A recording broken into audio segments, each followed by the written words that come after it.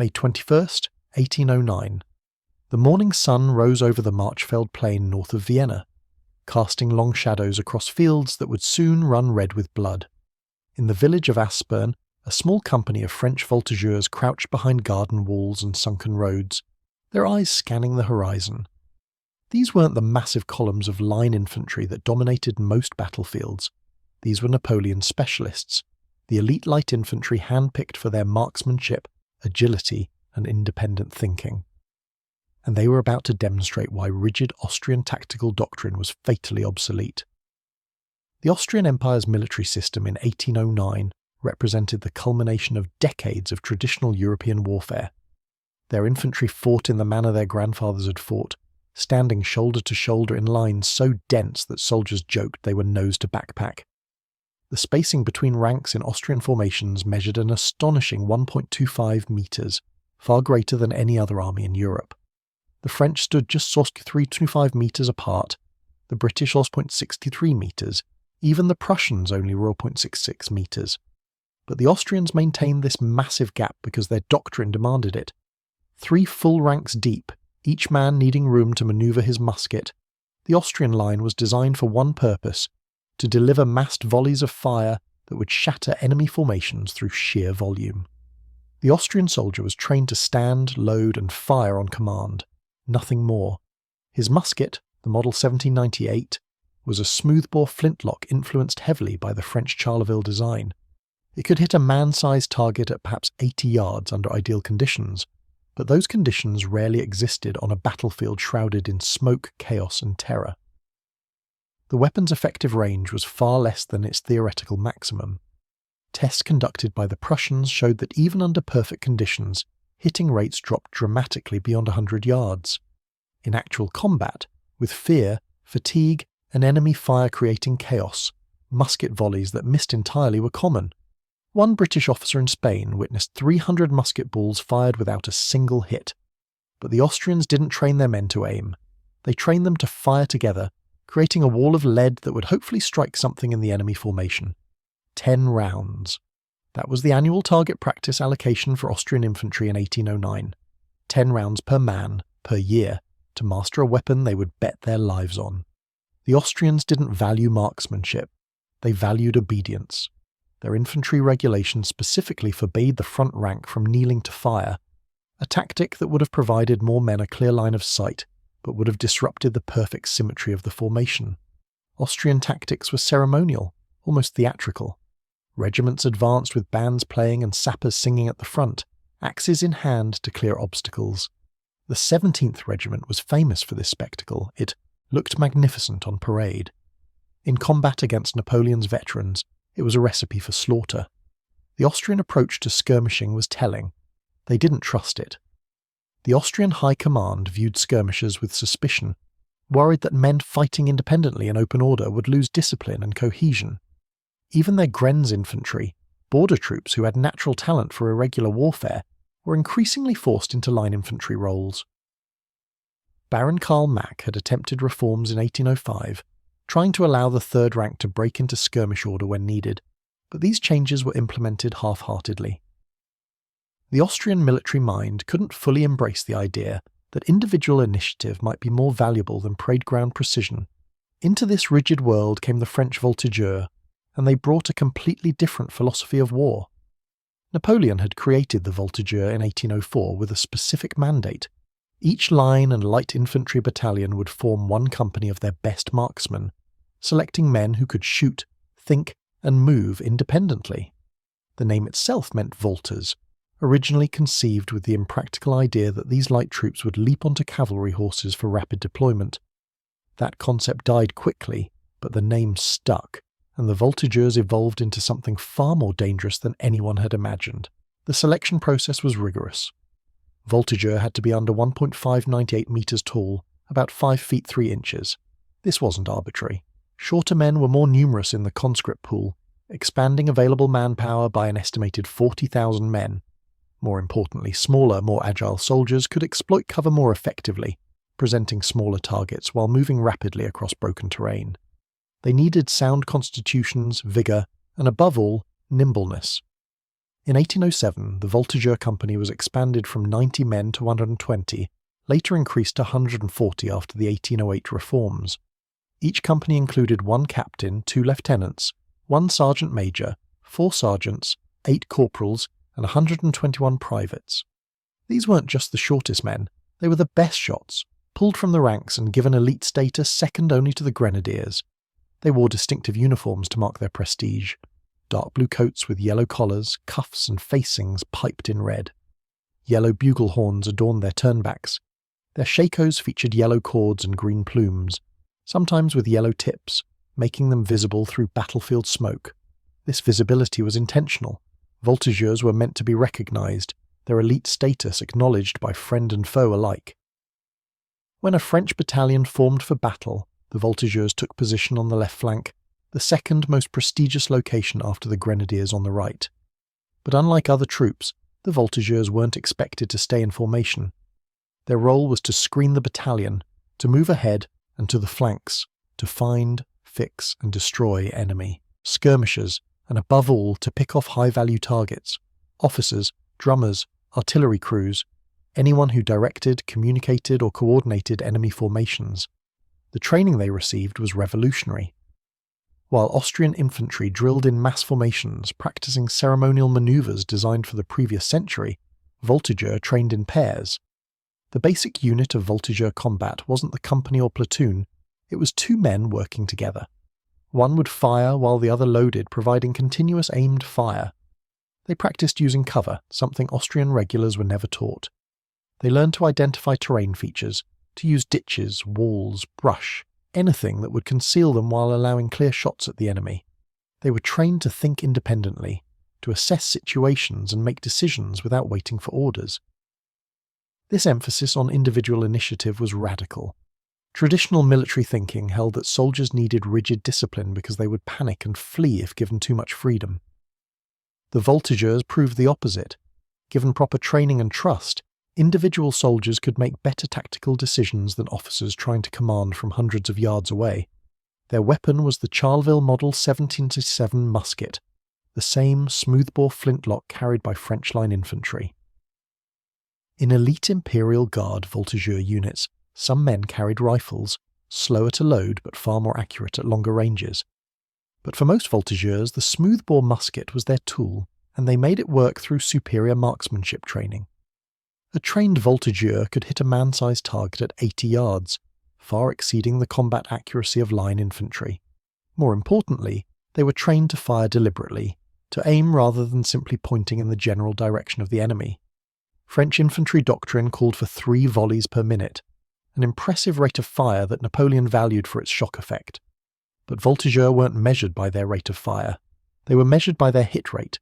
One carefully aimed shot that killed an Austrian officer was worth 10 volleys that whistled harmlessly overhead. The tactical doctrine for employing Voltigeurs was detailed in Marshal Davout's 1811 orders to his corps. Skirmishers must always walk in pairs to give mutual assistance. They would advance 100 to 150 paces ahead of the main battalion, forming a screen that protected the formed troops from enemy skirmish fire. When the enemy approached, Voltigeurs would take covered positions and begin engaging targets of opportunity. If the enemy launched skirmishers of their own, the Voltigeurs would fight them in a deadly game of cat and mouse, each side trying to drive the other back while inflicting maximum casualties. The key difference between Voltigeurs and traditional light infantry was their ability to transition between roles. They could skirmish effectively, but they could also form up and fight in line when needed. At the Battle of Thann in April 1809, French Voltigeurs provided the column's eyes and ears during a flank march against Austrian forces. When Austrian light infantry descended from the hills in larger numbers, the Voltigeurs were pushed back, but they had bought time for the formed battalions to deploy and take the fight to the Austrians. This flexibility was their greatest strength. Austrian Grenz infantry, the closest equivalent to Voltigeurs, were capable skirmishers drawn from the military frontier. These border troops had grown up fighting the Ottomans, and they understood irregular warfare instinctively. Napoleon himself held them in high regard, considering them the most warlike troops in the entire Austrian army. But the Austrian High Command didn't trust them. After a mutiny in 1800, Grenz numbers were slashed from 57,000 to just 13,000. they were increasingly required to fight as line infantry, their natural talents wasted in rigid formations. At Marengo and Austerlitz, Gren's infantry had performed well enough to earn French respect. After Austria's defeat in 1809, Napoleon had no hesitation incorporating captured Gren's regiments into French service. 6 Gren's regiments went over to the French, serving under the tricolour until Napoleon's abdication in 1814.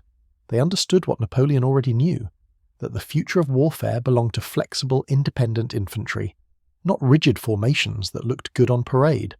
By the spring of 1809, as Austria prepared for its 5th war against France, the stage was set for a confrontation between these two philosophies. The Austrian army had undergone reforms under Archduke Charles.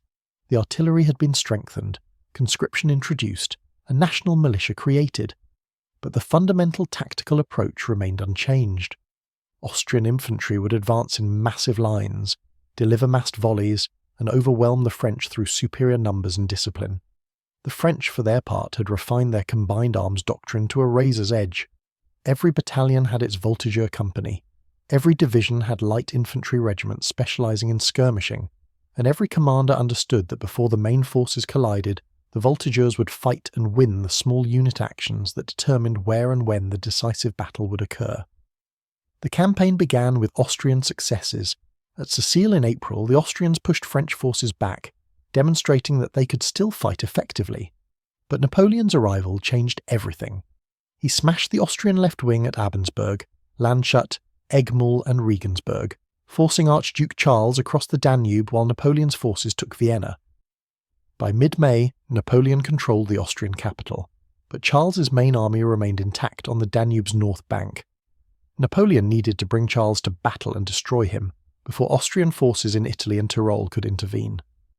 On the night of May 19th to 20th, 1809, French forces began crossing to Lobau Island in the Danube. Engineers worked frantically to construct bridges to the north bank. Marshal Massena's V Corps and Bessieres' cavalry moved through Lobau, preparing to establish a bridgehead on the Marchfeld Plain. At 4 in the morning on May 21st, the crossing began. A company of voltigeurs from the 84th Regiment forded the final channel to the wooded Mühlau area on the north bank. They encountered Austrian pickets and drove them back with aimed fire. No formation charges, no massed volleys, just skilled marksmen using cover and movement to clear enemy positions. The voltigeurs pushed forward to the village of Aspern, securing it as the left anchor of the French bridgehead. Behind them, Molotov's division crossed and began fortifying positions. On the right, Boudet's division secured the smaller village of Essling. Lasalle's light cavalry formed a screen between the villages, covering the open ground. Napoleon had perhaps 30,000 men on the north bank by dawn on the 21st.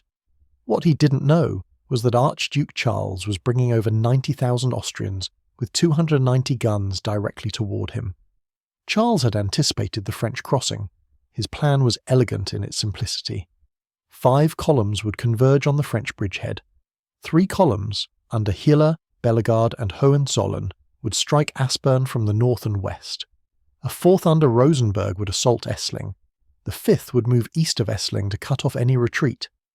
If executed properly, the French would be trapped against the river and annihilated. The Austrian columns began moving in the early morning. They advanced in perfect formation, regimental colours flying, drums beating the cadence. It was an impressive sight. Veteran Austrian infantry, properly dressed and equipped, moving with the precision of parade ground drill. They expected to sweep aside any French forces and reach the bridges before Napoleon could reinforce the bridgehead. Instead, they ran into Voltigeurs. In the approaches to Aspern, French light infantry had taken positions in ditches, behind walls, in gardens, anywhere that offered cover and a clear line of fire. As the Austrian columns approached, they didn't encounter a French line waiting to exchange volleys. They encountered aimed fire from invisible opponents. Austrian officers began falling. The distinctive yellow and green plumes of Voltigeurs flickered through the smoke as they shifted positions after each shot. The Austrians tried to deploy skirmishers of their own, but they had too few men trained for the role. The Gren's regiments that excelled at this work were elsewhere, or had been integrated into line formations. The Austrian light infantry that did exist was outnumbered and outskilled by the French voltigeurs. Every Austrian officer who tried to rally his men became a target. every drummer whose beat coordinated movements found himself under fire. The Austrian advance slowed. Companies halted to return fire, but they were firing massed volleys at dispersed targets they could barely see. Hundreds of musket balls ripped through tree branches and buried themselves in dirt embankments, while the voltigeurs picked their targets carefully. This is what the Austrians hadn't understood. Massed fire requires massed targets. When facing troops in open order using cover, volley fire becomes almost useless. The Prussian tests that showed reasonable hit rates at 100 yards were conducted against target boards representing formed infantry. Against skirmishers, those hit rates plummeted. An Austrian battalion would fire a volley of perhaps 600 rounds at dispersed voltigeurs and count themselves lucky to hit 3 or 4 men. Meanwhile, those voltigeurs would fire 30 or 40 aimed shots, and half of them would find targets: officers, sergeants, men foolish enough to stand exposed. The mathematics of attrition favoured the French dramatically, and every casualty in the Austrian ranks weakened their command and control. As the morning wore on, the Austrian columns finally reached Aspen itself. Here the fighting changed character. In the close confines of the village streets, voltigeurs couldn't rely on long-range marksmanship. They fell back into the buildings, using windows and doorways as firing positions. Molotov's division held the village proper, but the voltigeurs formed the forward defence, buying time with every street, every house, every wall. The Austrians brought up their artillery, massing guns to bombard the village. This was the appropriate response. Artillery could destroy buildings, and exposed voltigeurs couldn't survive sustained cannon fire. But bringing guns forward required exposing crew members to aimed fire. Austrian artillery batteries began suffering casualties from voltigeurs targeting gunners.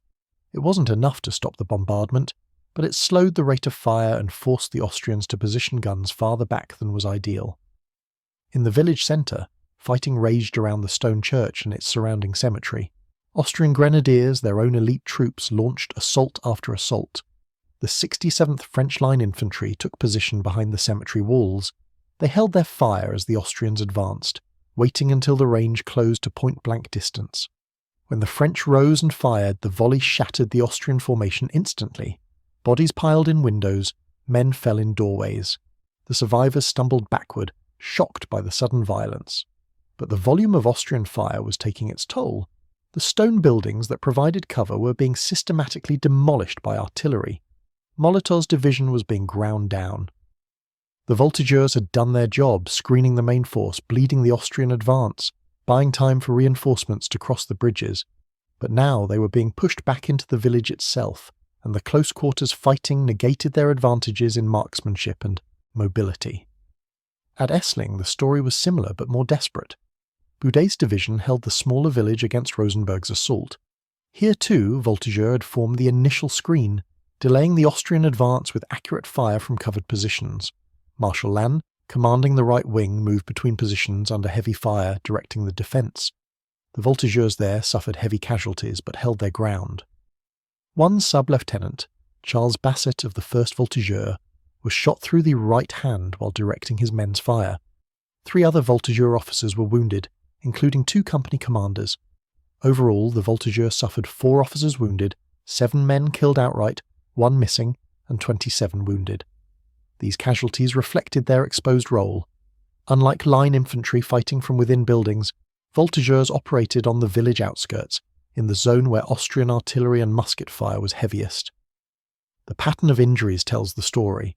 Men were hit while taking aimed shots, exposing themselves momentarily to engage targets. Officers were hit while moving between positions, coordinating their sections. These weren't men cowering in cover. They were elite light infantry fighting exactly as they'd been trained, accepting casualties as the price of their mission. Napoleon, observing from the bridgehead, could see his position was precarious. He had perhaps 25,000 men facing over 90,000 Austrians.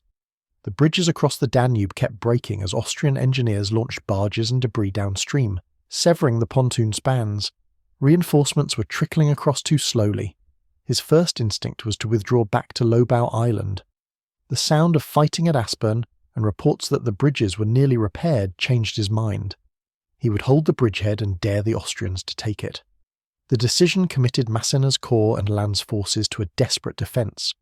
For 2 days, French troops would hold Aspern and Essling against overwhelming numbers, and throughout those 2 days the Voltigeurs would play their deadly game, picking off Austrian officers and NCOs, disrupting enemy command and control, making every Austrian advance cost more than it should.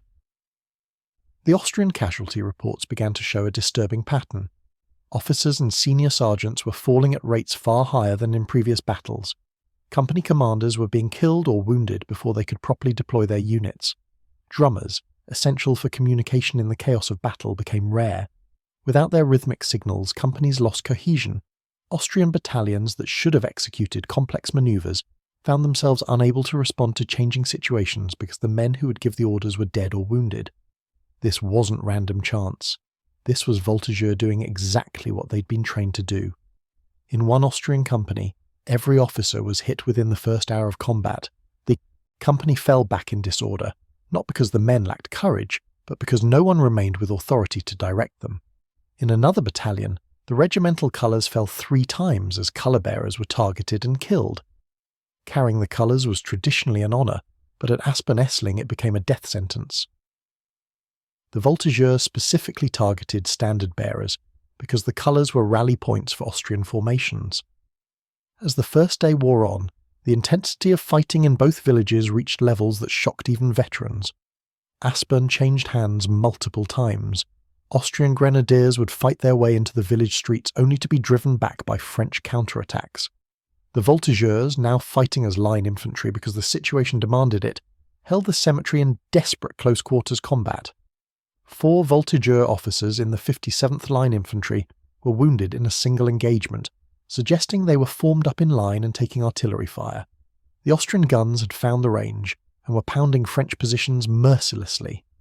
Unlike dispersed skirmishers, troops in formed defensive positions made excellent targets for artillery. The Voltigeurs were learning what every infantryman eventually learns. There is no perfect tactic that works in every situation. Their skirmishing skills had delayed the Austrian advance by hours. Their marksmanship had inflicted disproportionate casualties on Austrian leadership. But now, fighting in a defensive perimeter with their backs to the river, they were just soldiers holding a position. By nightfall on the 21st, both sides were exhausted. The Austrians had pushed deep into Aspern but couldn't take it entirely. Essling remained in French hands, though barely. Napoleon's reinforcements had continued crossing throughout the day, despite the bridges breaking repeatedly. He now had perhaps 50,000 men on the north bank facing over 100,000 Austrians. On the morning of May 22nd, the battle resumed with even greater intensity. The Austrians, frustrated by their inability to break the French line, brought their full artillery to bear. Over 200 guns bombarded the French positions. The villages became infernos as wooden buildings caught fire. French casualties mounted steadily, and still the Voltigeurs continued their work. In the fields between Aspern and Essling, where Bessieres' cavalry held the centre, Austrian infantry columns advanced repeatedly. Each time they passed through killing zones where Voltigeurs had taken positions in ditches and behind embankments. The Austrians would suffer dozens of casualties from unseen fire before they could deploy into line.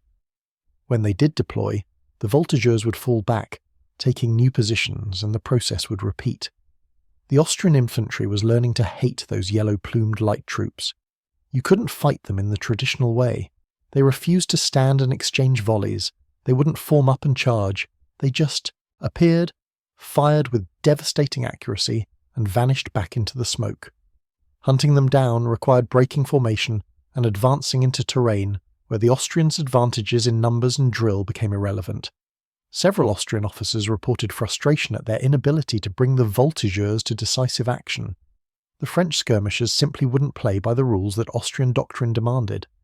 But Aspern-Essling ultimately wasn't decided by the Voltigeurs. It was decided by artillery, by logistics, and by Napoleon's inability to get enough troops across the river before the Austrians achieved local superiority. The bridges kept breaking, the Austrian guns kept firing, and French casualties mounted beyond sustainable levels. Marshal Lannes was mortally wounded by a cannonball that shattered both his legs. The man who had fought with Napoleon since the Italian campaigns, one of the Empire's greatest soldiers, would die days later. His loss symbolized the battle's cost. By the afternoon of the 22nd, Napoleon ordered a fighting withdrawal back to Lobau Island. the French conducted a masterful retreat, using cavalry screens and rearguard infantry to hold off Austrian pursuit. The Voltigeurs fought as rearguard, using every wall, every ditch, every stand of trees to buy time for the main force to cross the bridges. It was exactly the role they excelled at.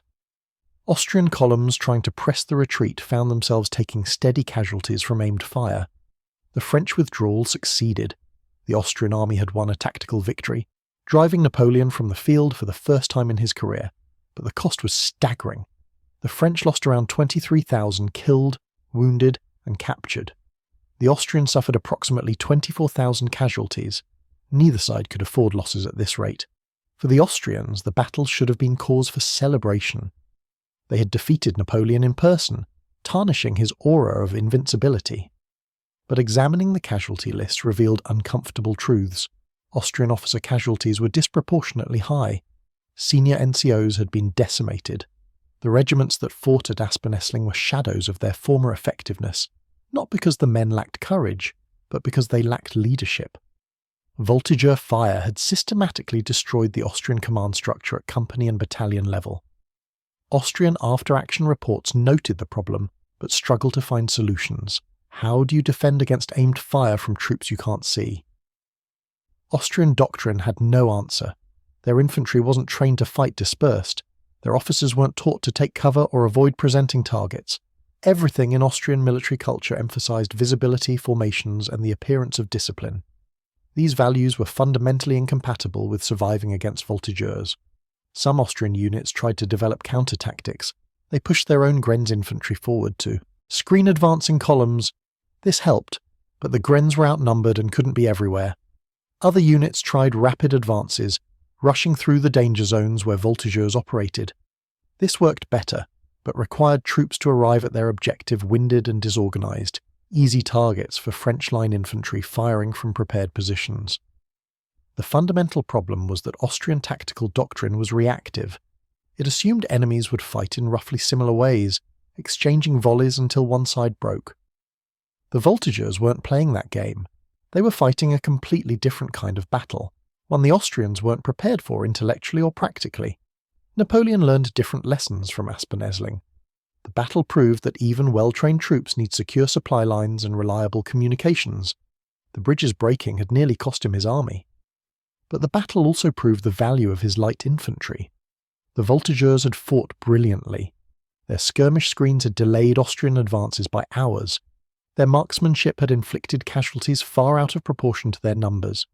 Most importantly, they had demonstrated that flexible, independently operating infantry could dominate rigid formations.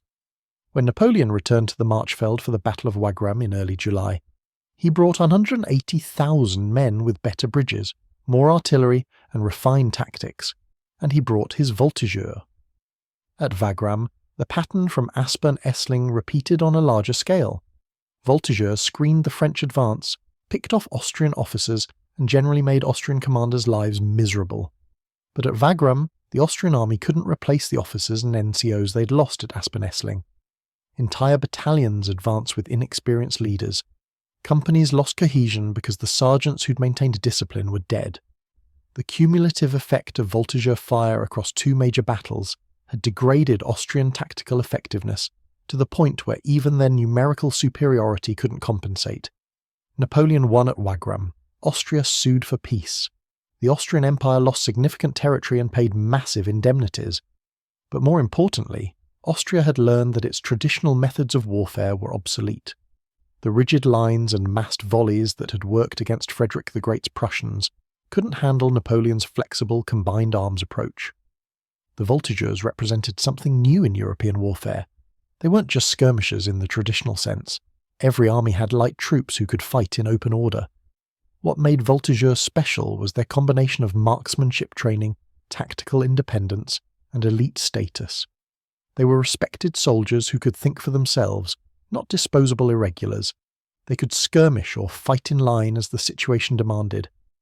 And they were integrated into every battalion, ensuring that French commanders always had light infantry available for screening, reconnaissance, and precision fire. After 1809, the Voltigeur concept spread. The British had their light division and rifle regiments like the 95th, Troops trained in similar tactics. The Prussians would reform their entire army with an emphasis on independent thinking and flexible tactics.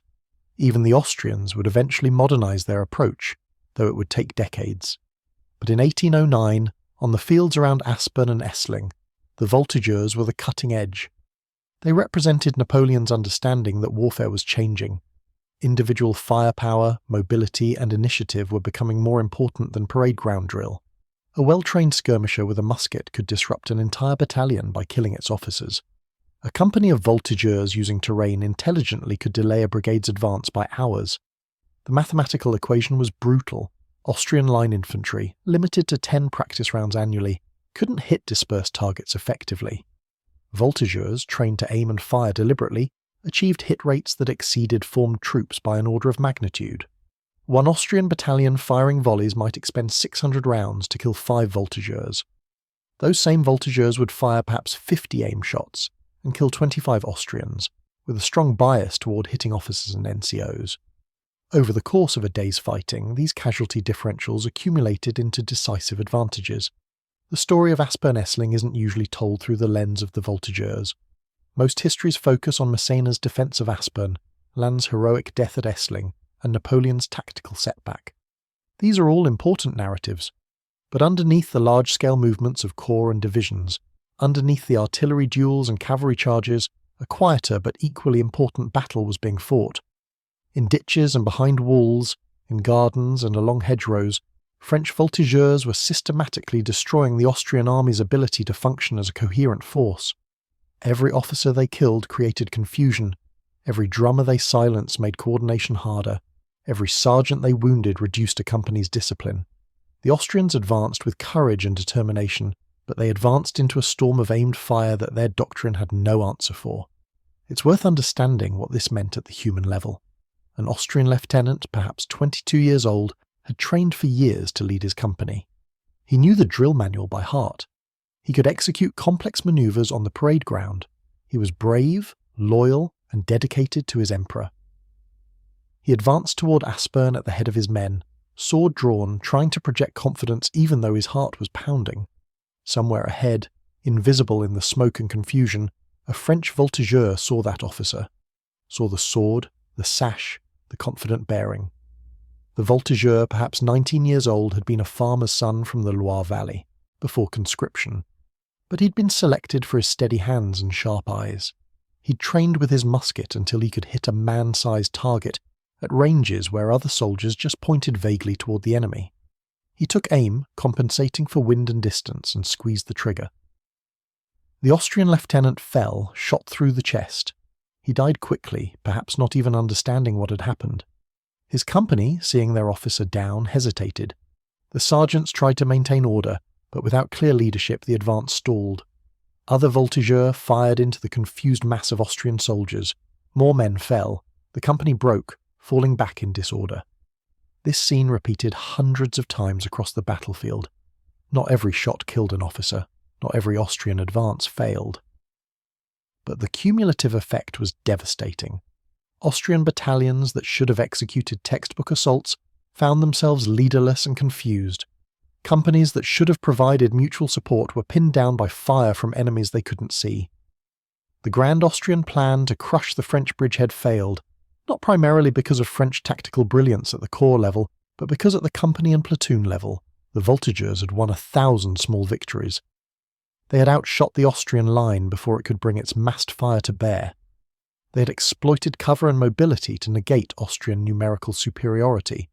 They had proven that marksmanship and independence were more valuable than parade ground precision. The day French voltigeurs outshot an entire Austrian line wasn't one specific moment. It was 2 days of constant, grinding combat where individual skill and tactical flexibility defeated traditional formations and doctrine. It was hundreds of French light infantry, proving that the future of warfare belonged not to masses of obedient soldiers, but to trained professionals who could think, move, and shoot independently. The Austrian army would remember Aspern-Essling as a victory, and by the standards of traditional warfare it was. They'd held the field. They'd forced Napoleon to retreat. But their casualty list told a different story. Their officer corps was decimated, their NCO ranks were depleted, and they'd learned a lesson they didn't want to acknowledge. Their way of war was dying. Within weeks, at Wagram, they would lose decisively. Within years, the Napoleonic system of warfare would dominate Europe, and at the heart of that system, providing the edge that made everything else work, were those elite companies of short, agile men with yellow plumes and green cords, the Voltigeurs, Napoleon's precision instrument, the soldiers who proved that one well-aimed shot was worth 100 rounds of volley fire, the men who outshot an empire. The tactical implications of Aspern-Essling reverberated far beyond the Marchfeld plain. In Vienna, as Napoleon consolidated his hold on the Austrian capital and prepared for the next confrontation, his staff officers analysed the recent battle with clinical precision. Marshal Berthier, Napoleon's chief of staff, compiled detailed reports from division and brigade commanders. The pattern was undeniable. Units with strong Voltigeur companies had suffered fewer casualties and achieved better results than those whose light infantry had been depleted or poorly led. The 57th Line Infantry, which had held critical positions in Aspern's cemetery, attributed their success partly to their Voltigeur company's ability to disrupt Austrian assaults before they reached the main defensive line. Similarly, at Essling, the Voltigeurs of the 18th Line had bought precious minutes for Boudet's division to reposition under fire. These weren't dramatic battle-winning moments that would appear in history books. They were small tactical advantages that accumulated into strategic significance. Napoleon understood something his opponents were slower to grasp. Modern warfare wasn't decided solely by grand manoeuvres and decisive cavalry charges. It was decided by 1,000 small actions, by sergeants making good decisions, by companies holding positions they should have abandoned, by skirmishers killing the right targets at the right moments. The Voltigeurs embodied this new reality. While Austrian generals thought in terms of divisions and corps, French Voltigeurs operated at the level of individuals and pairs, making the entire French tactical system more resilient and adaptable. Between Aspern-Essling in May and Wagram in July, Napoleon had 6 weeks to rebuild his army and refine his approach. Reinforcements flooded into Vienna from across the empire. Fresh regiments arrived from France, Italy and Germany. Wounded soldiers recovered and returned to duty. Supply magazines filled with ammunition, food and equipment. But Napoleon also made subtler changes. He increased the ammunition allocation for Voltigeur companies, ensuring they would never run short during the coming battle. He ordered his engineers to construct more robust bridges across the Danube, learning from the disaster when Austrian debris had severed his supply lines, and he emphasized to his marshals the importance of using their light infantry aggressively. "Don't wait for the Austrians to come to you," he instructed. "Push your Voltigeurs forward. Make them fight for every metre. Bleed them before they reach our main line." Archduke Charles, commanding the Austrian forces, faced different challenges. His army had won at Aspern-Essling but suffered casualties it could barely afford. The Habsburg Empire's population was smaller than France's, and its military system less efficient at converting civilians into soldiers. Every casualty represented a soldier who couldn't easily be replaced. Moreover, Charles faced pressure from Vienna to win decisively. A tactical victory that forced Napoleon to retreat was good, but it wasn't enough. The Austrian Empire needed to destroy Napoleon's army, to capture or kill the French Emperor himself, to achieve a victory so complete that France would be forced to accept Austrian peace terms. This pressure led Charles into a strategic error. Instead of remaining on the defensive, using Austria's interior lines to concentrate forces while Napoleon's army stretched across hostile territory, Charles decided to seek battle. He would meet Napoleon's next crossing of the Danube with everything he had, gambling that Austrian discipline and numerical superiority would overcome French tactical flexibility.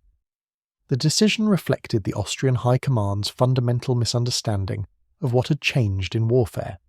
They still believed that more soldiers firing more volleys would inevitably defeat fewer soldiers, regardless of tactical sophistication.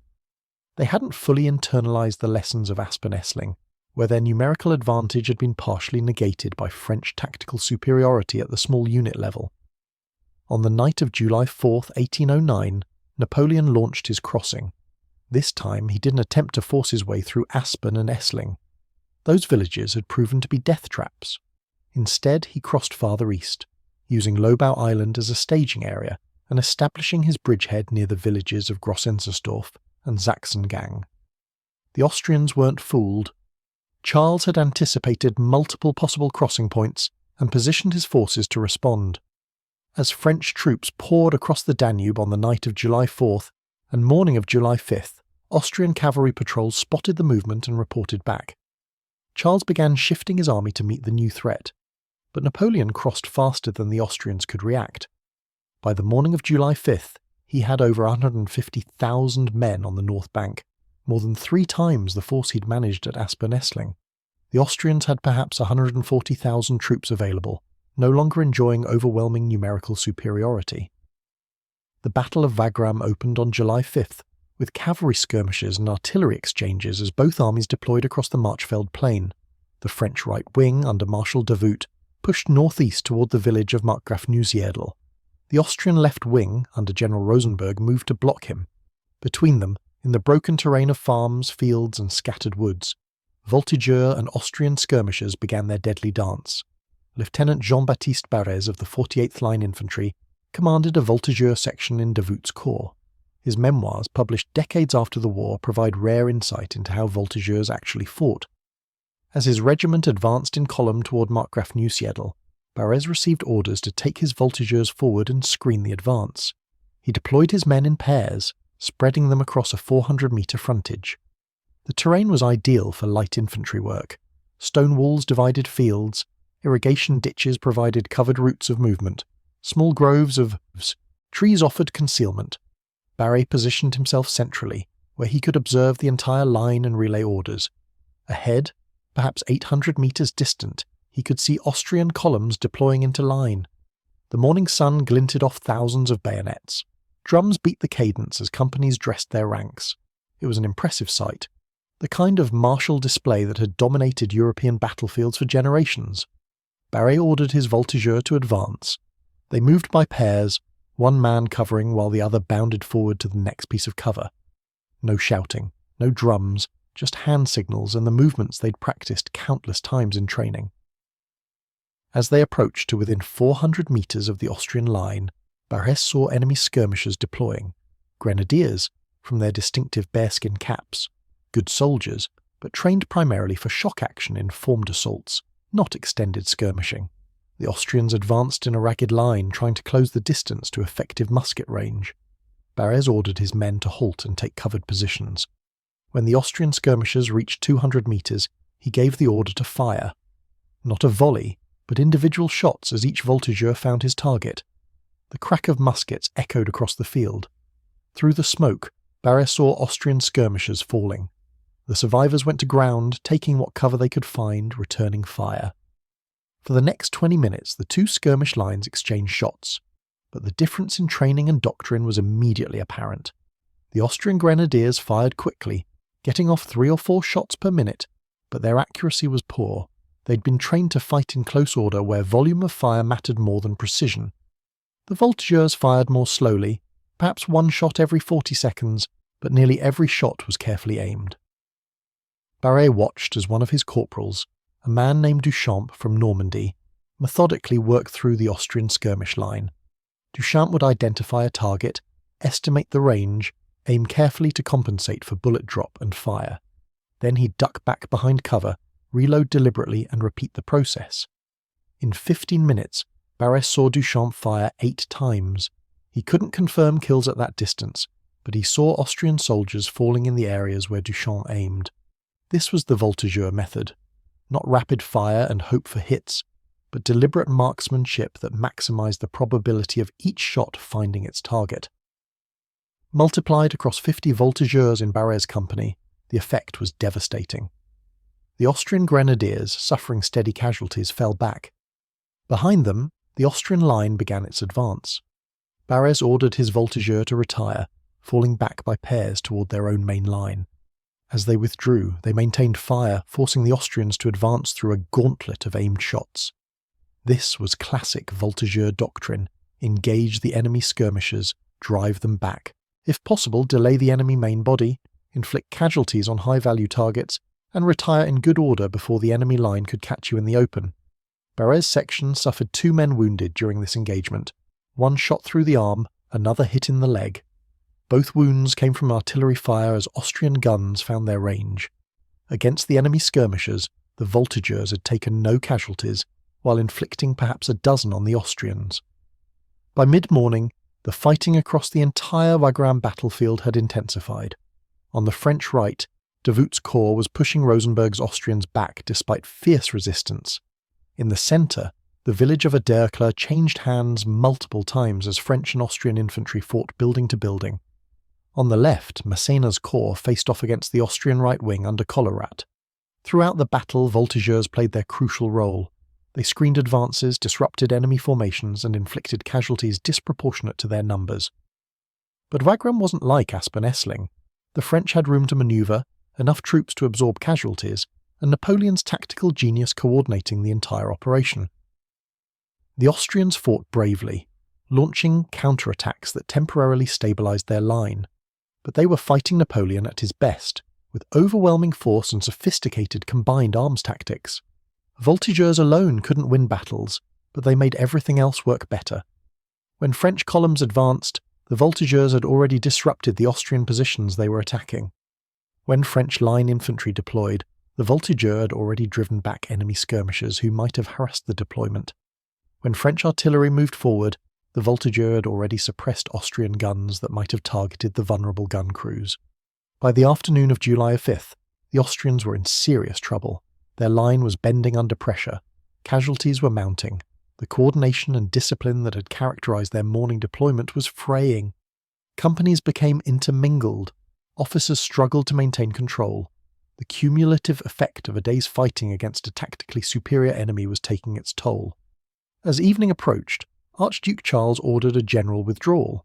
His army hadn't broken, but it couldn't hold its positions against sustained French pressure. The withdrawal was conducted in good order, Austrian rearguards fighting stubbornly to cover the retreat.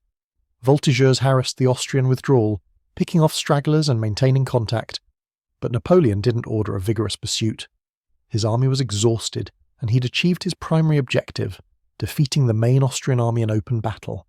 The Battle of Wagram had cost the French roughly 34,000 casualties, the Austrians about 40,000. These horrific numbers reflected the intensity of 2 days of continuous combat. But examining, the casualty list revealed the same pattern that had emerged at Aspern-Essling. Austrian officers and NCOs had been killed or wounded at rates exceeding their proportion of the force. Companies had lost cohesion because their leaders had fallen. Battalions had failed to execute manoeuvres because the officers who would issue orders were dead. This wasn't random. This was the systematic effect of Voltigeur fire. French casualties among Voltigeurs were also heavy, reflecting their exposed role. The 26th Light Infantry lost its Voltigeur company commander and both lieutenants, all wounded by artillery fire during an advance across open ground. The 4th Line Infantry saw its Voltigeurs reduced to less than half strength after a day of skirmishing followed by fighting in Aderklaa. But French tactical doctrine anticipated these losses. Voltigeurs were elite troops, but they were expendable in the sense that their sacrifice brought advantages for the main force. Dead Voltigeurs had still achieved their mission if they'd disrupted enemy formations and inflicted casualties on enemy leadership. After Wagram, Austria had no choice but to seek peace. The Treaty of Schönbrunn, signed in October 1809, was harsh.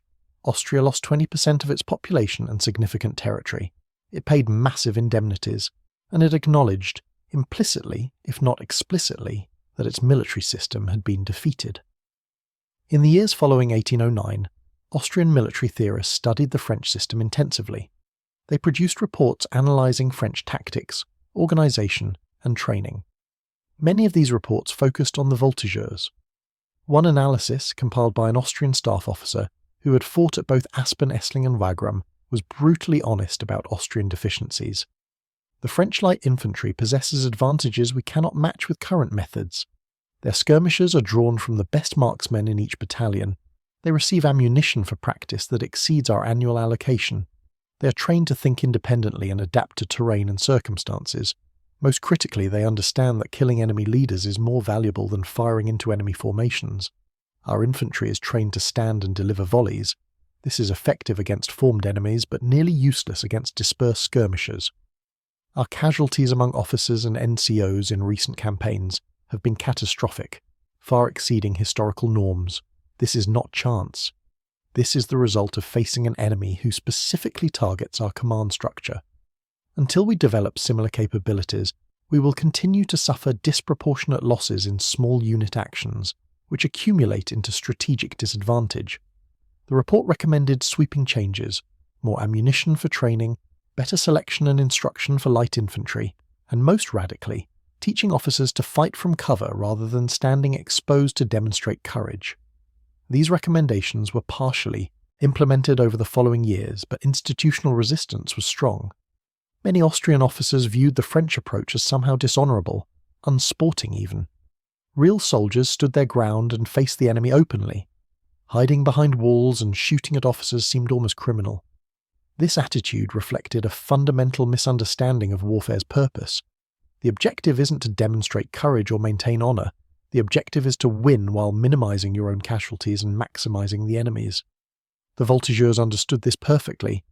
Their yellow plumes and elite status provided all the recognition and honour they needed. They didn't need to stand in the open and get shot to prove their courage. They proved it by advancing toward the enemy, by holding positions under fire, by accomplishing their missions despite losses. How they accomplished those missions, whether from cover or in the open, was a tactical question, not a moral one.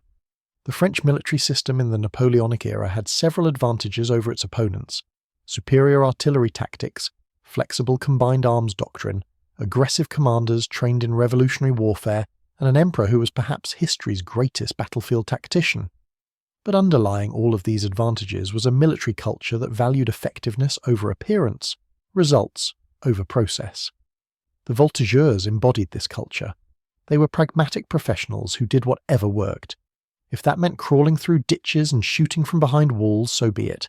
If it meant fighting in line alongside their comrades from the centre companies, they'd do that too. This flexibility and pragmatism was what made them so dangerous. In other theatres of the Napoleonic Wars, Voltigeurs continued to prove their worth. In Spain, where French armies fought a brutal counterinsurgency against Spanish guerrillas and British expeditionary forces, the Voltigeurs adapted their tactics to yet another style of warfare. The Spanish and Portuguese terrain, with its mountains, stone walls and scattered villages, was ideal for light infantry. British rifle regiments, armed with Baker rifles that were accurate to 300 yards, proved to be worthy opponents. For the first time, French Voltigeurs faced enemy light infantry that matched or exceeded their capabilities. The British 95th Rifles, dressed in green jackets instead of the red coats of line infantry, fought with tactics similar to the Voltigeurs. They used cover, fired aimed shots, and operated independently. The difference was their weapon. The Baker rifle, while slower to load than a smoothbore musket, could hit man-sized targets reliably at ranges where muskets were little better than area weapons. French Voltigeurs in Spain learned to respect the British rifles. Captain Jean-Baptiste de Marbeau, serving in Spain, wrote about encountering British riflemen. Their green uniforms made them nearly invisible in the brush. They would fire from 200 paces, distances where our muskets were inaccurate, and their balls would strike with deadly precision. Our Voltigeurs, accustomed to dominating skirmish actions, found themselves outranged and often outfought. We learned to advance with greater caution, using every scrap of cover, and to close the distance rapidly where our numbers could overwhelm their superior weapons. This experience highlighted both the strengths and limitations of the Voltigeur system. Given equivalent weapons, French training and tactics provided significant advantages, but technology mattered. Superior weapons in the hands of well-trained troops created multiplicative effects that tactics alone couldn't overcome. Fortunately for France, Britain's rifle regiments were few in number. Most British infantry carried the India pattern musket, a smoothbore equivalent to the French Charleville. Against British line infantry, French Voltigeurs performed as effectively as they had against the Austrians, using superior skirmishing skills to disrupt enemy formations and inflict casualties on British leadership. At the Battle of Albuera in 1811, French Voltigeurs from Soult's Army of the South played a crucial role in the initial French success. As Polish lancers smashed into a British infantry brigade that had deployed perpendicular to the French advance, Voltigeurs poured fire into the confused mass of British soldiers. The Voltigeurs specifically targeted officers trying to rally their men, turning a tactical setback into a disaster. The brigade virtually ceased to exist as a fighting force, losing over 1,400 men killed or wounded in minutes. Later in the same battle, when British reinforcements counterattacked, Voltigeurs fought desperately in the village of Albuera itself, using the same building-to-building tactics they'd employed at Aspern. They couldn't prevent the French defeat. Soult's army was ultimately forced to retreat, but they bought time for the main French force to withdraw in relatively good order. The Spanish theatre demonstrated that Voltigeurs weren't invincible. They could be outfought by superior troops like the British Rifles. They could be defeated when facing overwhelming numbers, or when the broader tactical situation collapsed. But they consistently performed at a higher level than line infantry in equivalent situations. A Voltigeur company could accomplish missions that would require a full battalion of line infantry, and do it with fewer casualties. In Russia in 1812, Voltigeurs faced yet another challenge: vast distances, harsh climate, and an enemy that refused to stand and fight. The Grande Armée that invaded Russia in June 1812 included Voltigeur companies from every French line infantry regiment, plus entire regiments of light infantry that fought in similar roles. The Russian campaign initially validated French tactical superiority. At Smolensk in August, Voltigeurs led the assault into the city, fighting through burning streets against Russian rearguards. At Borodino in September, the bloodiest single day of the Napoleonic Wars, Voltigeurs screened the French advances and helped capture key positions like the Revsky Redoubt. But Russia defeated Napoleon through attrition, not battlefield tactics. The Grande Armée marched deeper into Russia and found nothing but scorched earth. Supply lines stretched beyond breaking point. Disease ravaged the ranks, and when winter came, the French army that had conquered Europe froze and starved on the retreat from Moscow. Voltigeurs died alongside everyone else. Their elite training didn't help when there was no food, no shelter, no ammunition. The Russian campaign demonstrated that tactical superiority meant nothing without strategic sustainability. Of the roughly 30,000 Voltigeurs who marched into Russia with the Grande Armée, perhaps 5,000 returned. The rest died of cold, starvation, disease, or in rearguard actions against pursuing Cossacks. Their sacrifice bought time for what remained of the army to escape, but it was a catastrophic loss of irreplaceable veteran light infantry. The Voltigeurs who returned from Russia were shadows of the confident elite who had invaded. They'd seen horrors that broke men's spirits. But they'd also proven something important, that training and discipline could sustain soldiers even in impossible circumstances. Lesser troops would have dissolved into armed mobs. The Voltigeurs maintained their cohesion, fought when ordered, and retreated in good order even as their world collapsed around them. By 1813, as Napoleon fought to defend France against a coalition of Austria, Prussia, Russia, and Sweden, the Voltigeurs had evolved again. New conscripts filled the ranks, young men who lacked the years of experience that had characterized earlier Voltigeur companies. But the institutional knowledge remained. Training manuals preserved the tactics. Veterans who had survived Russia and Spain passed on their expertise, and Napoleon's need for elite light infantry was greater than ever. In the campaigns of 1813 and 1814, fighting in Germany and France itself, Voltigeurs performed defensive roles they'd never been designed for. Instead of screening aggressive advances by superior French armies, they now covered retreats of outnumbered forces. Instead of disrupting enemy formations advancing toward French positions, they tried to slow overwhelming coalitions advancing on Paris. The tactical principles remained the same: use cover, fire deliberately, target enemy leaders, fall back before being overwhelmed. But the strategic context had shifted fundamentally. France was losing, and everyone knew it. At Leipzig in October 1813, the Battle of Nations that saw Napoleon face over 380,000 coalition troops with barely 200,000 French soldiers, Voltigeurs fought in dozens of small actions across the sprawling battlefield. They held villages that coalition forces needed for their advances. They covered the flanks of outnumbered French divisions. They fought rearguard actions as the French army retreated across the Elster River. Many Voltigeur companies were destroyed completely at Leipzig, surrounded and forced to surrender when the bridge over the Elster was blown prematurely, trapping thousands of French troops on the wrong side. These men had fought brilliantly and lost anyway, not through tactical failure, but because the broader situation was hopeless. In the 1814 campaign, as coalition armies invaded France itself, Voltigeurs defended their homeland with desperate courage. At Montmirail, Château-Thierry, and Vauchamp, Napoleon's brilliant manoeuvres gave French forces temporary local superiority. Voltigeurs exploited these opportunities, their skirmish tactics disrupting Prussian and Russian columns that had grown overconfident. But these were tactical victories in a losing strategic situation. By March 1814, coalition forces were approaching Paris. On March 30th, as Austrians, Prussians and Russians assaulted the heights of Montmartre, Voltigeurs of the Paris garrison fought alongside National Guard units and student volunteers in a desperate defence. They made the coalition pay for every street, every building, every barricade, but Paris fell anyway. Napoleon abdicated in April, and France's wars of conquest ended. The Voltigeurs as an institution survived Napoleon's exile to Elba, and even his return in 1815. At Waterloo on June 18, 1815, French Voltigeurs fought in the final battle of the Napoleonic era. They screened the French advance on Wellington's position, duelled with British and German skirmishers, and covered the retreat when the Imperial Guard's final attack broke against Wellington's squares. By evening, as Napoleon's army dissolved into a fleeing mob, the Voltigeurs retreated in relatively good order, maintaining their discipline even in catastrophic defeat.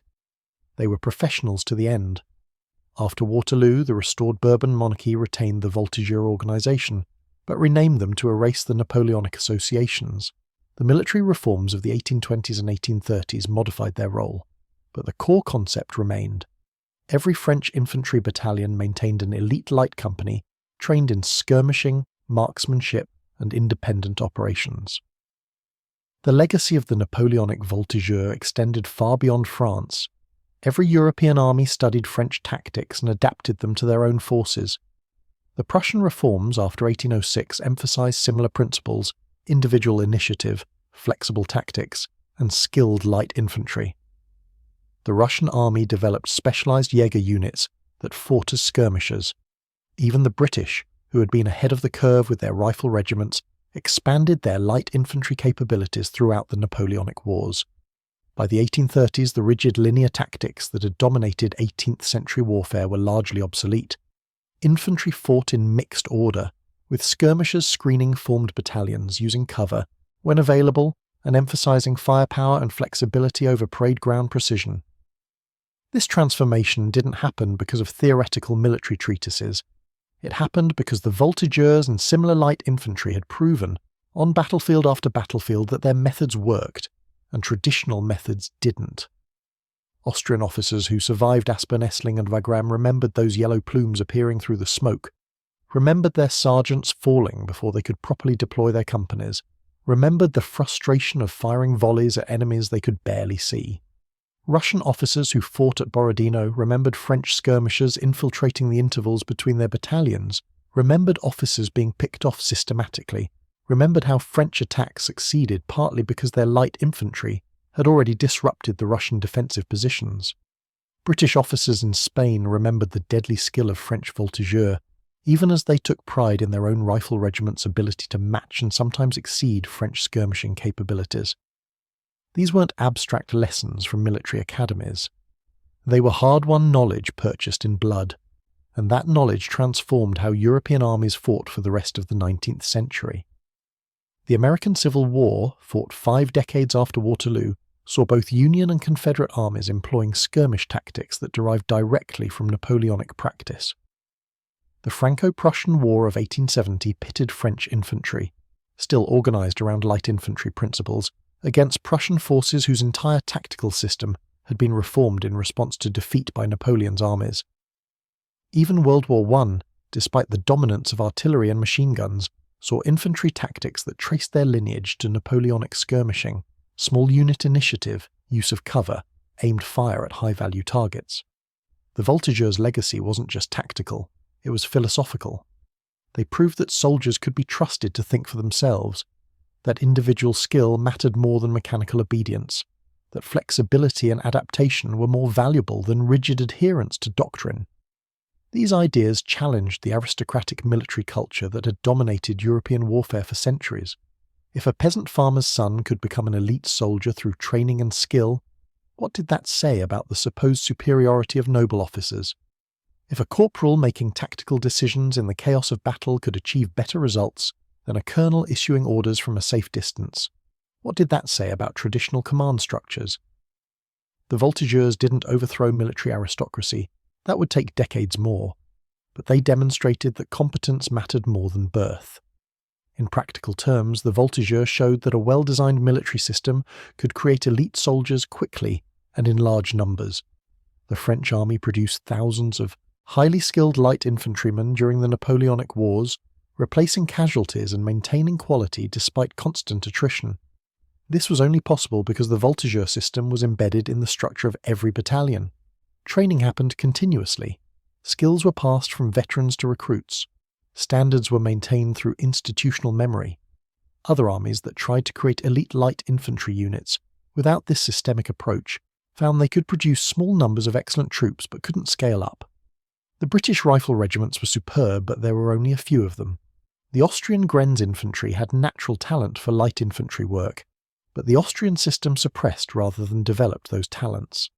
The French Voltigeurs system, integrated into every line infantry battalion, created a pipeline that turned ordinary conscripts into elite light infantry on an industrial scale. This was Napoleon's genius for organisation as much as his battlefield brilliance. He understood that winning wars required not just tactical skill, but institutional systems that could generate and sustain that skill across entire armies. Looking back from the 21st century, the Voltigeurs represent a transitional moment in military history. They fought with black powder smoothbore muskets, weapons that hadn't fundamentally changed in a century, but they fought with tactics that anticipated 20th century infantry warfare, dispersed formations, aimed fire, individual initiative, combined arms integration. They were Napoleonic-era soldiers pointing toward the modern age. The day French Voltigeurs outshot an entire Austrian line wasn't a single dramatic moment. It was the cumulative result of superior training, better tactics, and an institutional culture that valued effectiveness over appearance. It happened at Aspen-Essling when Austrian battalions found their officers falling before they could properly deploy. It happened at Wagram when Austrian formations lost cohesion under steady skirmish fire. It happened in Spain when British observers noted how effectively French light infantry disrupted their lines. And it happened in 1,000 small actions across Europe, wherever yellow-plumed French skirmishers faced enemy infantry trained to stand in line and exchange volleys. The Austrians learned, eventually. So did the Prussians, Russians, British, and every other army that faced Napoleon's forces. They learned that the future of warfare belonged to flexible, skilled infantry, not rigid formations and mechanical discipline. They learned that marksmanship mattered, that individual soldiers making good decisions mattered, that tactical adaptation mattered. The Voltigeurs taught these lessons with musket balls, each carefully aimed shot demonstrating that the old ways were obsolete. And Europe's armies, after losing tens of thousands of men to French skirmish fire, finally accepted that the world had changed. In the village, square of Aspern, there's a memorial to the Battle of Aspern-Essling. It lists the French and Austrian units that fought there, commemorating the courage of soldiers on both sides. The inscription doesn't single out the Voltigeurs for special mention. They're listed alongside the line infantry, artillery and cavalry that made up Napoleon's army.